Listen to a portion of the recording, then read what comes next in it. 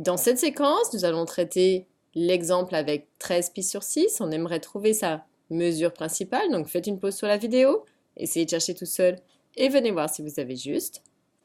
Donc pour 13 pi sur 6, eh bien, je suis bien plus grand que pi, parce que 13 divisé par 6, c'est plus grand que 2. Donc en fait, ce nombre-là, il va être quelque part par ici.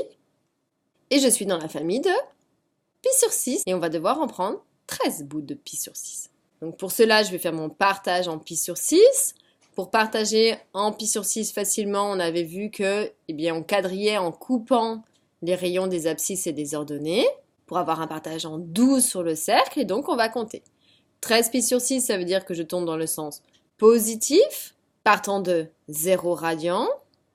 Donc si on compte, 1 pi sur 6, 2 pi sur 6, 3 pi sur 6, 4 pi sur 6, 5 pi sur 6, 6 pi sur 6, 7 pi sur 6, 8 pi sur 6, 9 pi sur 6, 10 pi sur 6, 11 pi sur 6, 12 pi sur 6, 13 pi sur 6. Il est ici.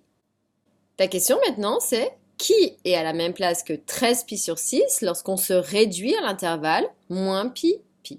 Je suis dans la partie supérieure, donc je suis entre 0 et pi. La personne qui est à la même place que 13 pi sur 6, c'est juste pi sur 6. Je suis montée une fois partant de 0 dans la famille de pi sur 6. Donc voici la mesure principale de 13 pi sur 6.